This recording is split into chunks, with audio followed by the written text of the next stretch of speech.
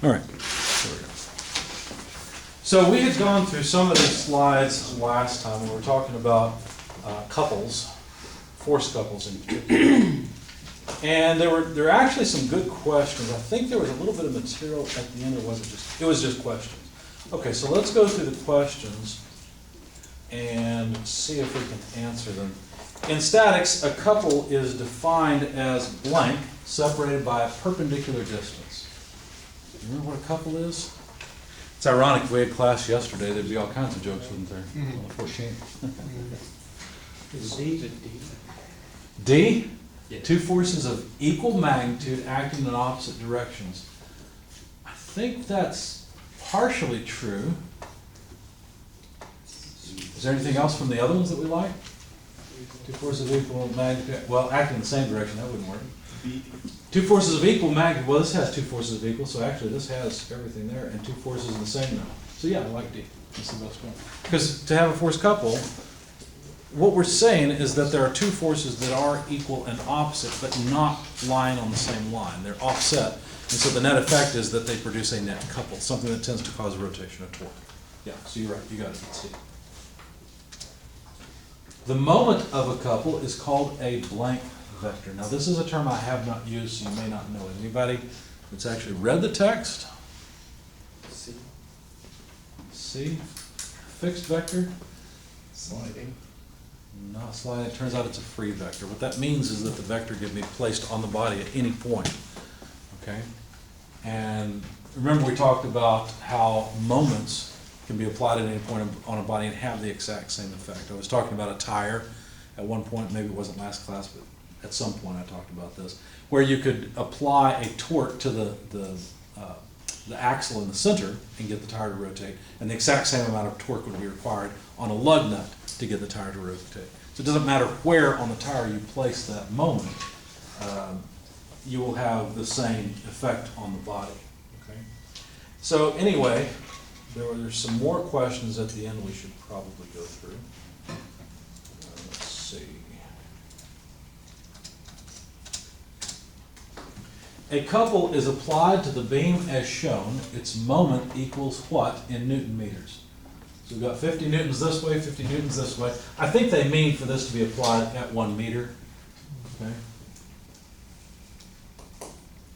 How could you calculate the moment of this couple? Any ideas?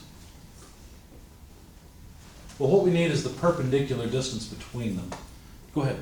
I was just going to say the 50 multiplied by 2 meters. 50 times 2, so 100, so you think D. Okay, how many people will say D also? Okay. Anyone think any other answer?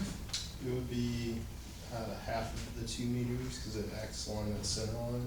So you want 1 times 50, so your answer is A, is that correct? 50 Newton meters? Yeah. Okay.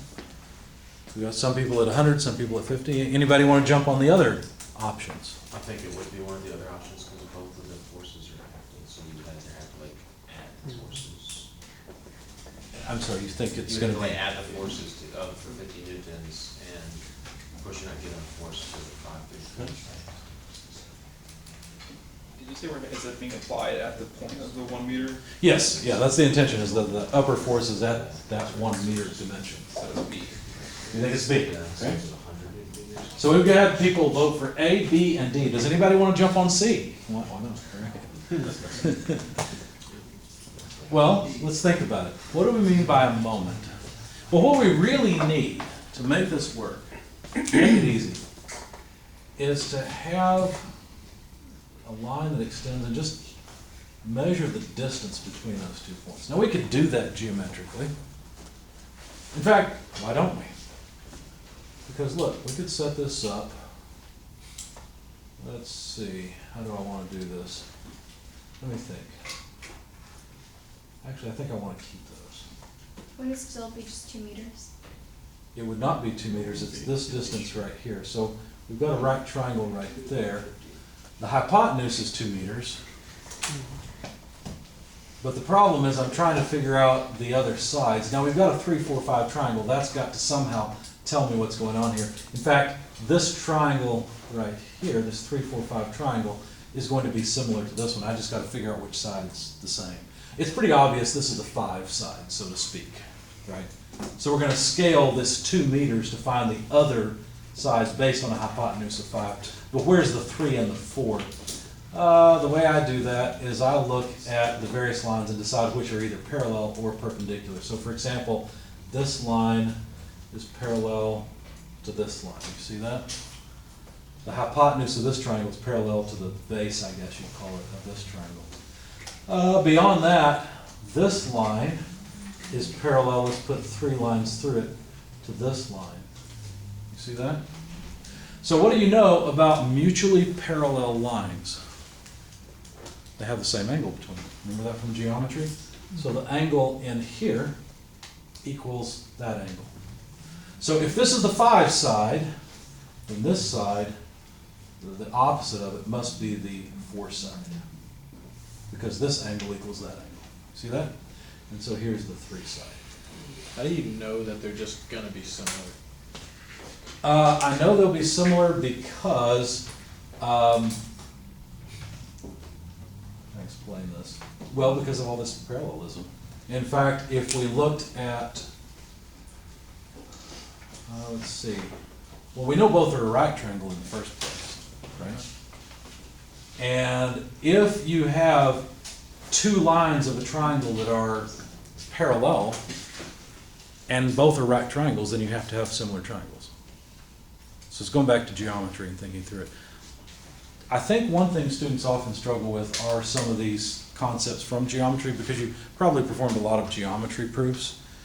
And rather than trying to go and relearn geometry, the better way to solve problems like this is sit down with SolidWorks and draw some of this out and see what happens.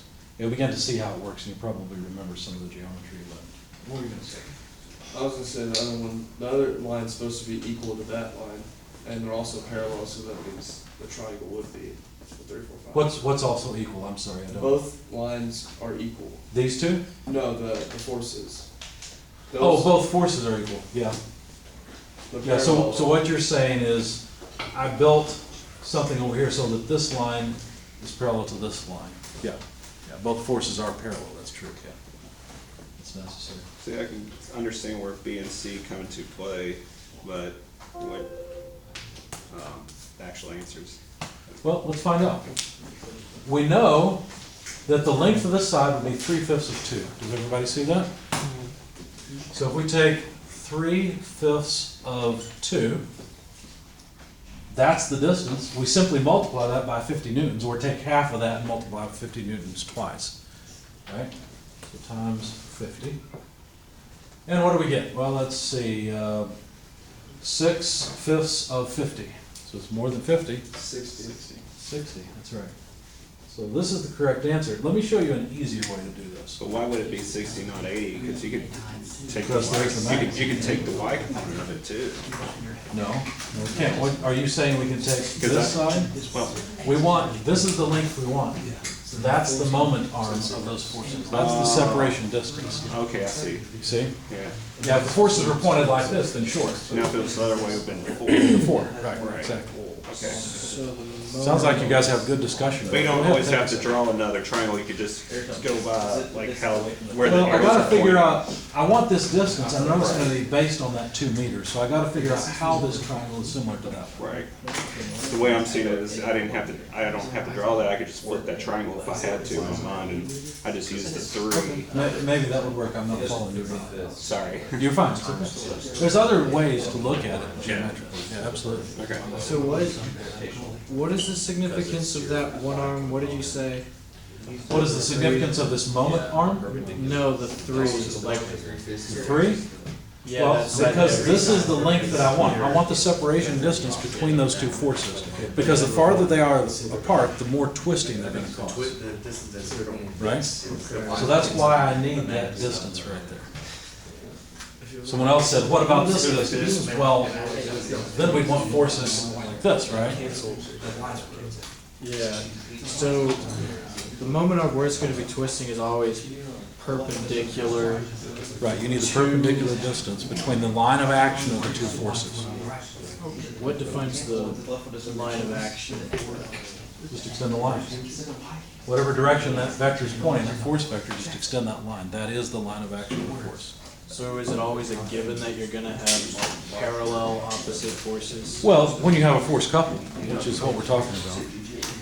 That's what a force couple means. Okay. Good questions. Now do you want to see the easy way to solve this? What about if we just say, you know what, I'm going to sum moments about this point since this passes through. I only want this piece of the force because that's the only piece that will cause a moment about this point. So, take 2 meters, that's the moment arm, multiplied by this piece of this force. Well, what is this piece? The 3/5 piece. Same thing. That's what I was trying to say. Okay, yeah, that's good, that's good. So you can go either way, you'll get the same thing. Watch this. You don't have to, you say, well, yeah, but how do I know that that's the magic point? It's not. There's nothing magic about it. Let's sum moments about this point. Then we have a component here. This component is 50 newtons multiplied by 3/5, because it's similar to this one. This component is 50 newtons times 3/5. The moment arm of this force is 1 meter. The moment arm of this force is 3 meters. Notice they're in generally opposite twisting motions. Do the math, you'll still find 60 newton meters. It's kind of neat that it works so well. Okay, but it does. Any questions about all this? So even if you're finding so you calculate the couple at like somewhere between 2 meters, right? Yeah. Yeah.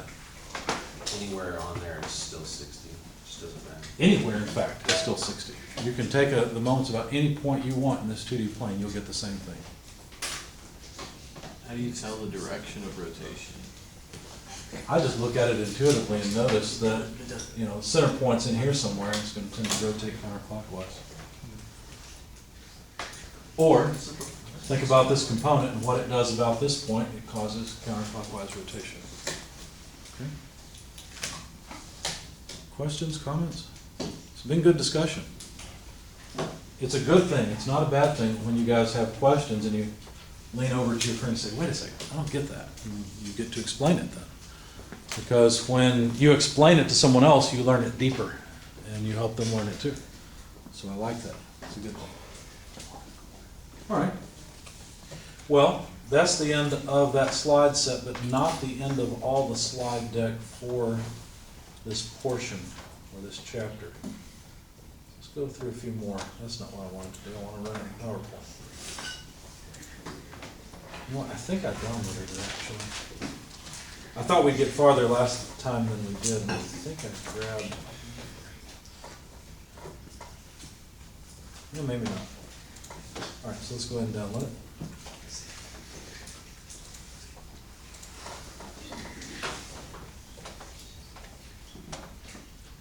I meant to bring in a yardstick. You know what? It's 2:20. Let's take a 5-minute break so I can go get a yardstick, because I think we can make some nice intuitive demonstrations with it. And then when you come back at 2:25, we'll continue from here, okay?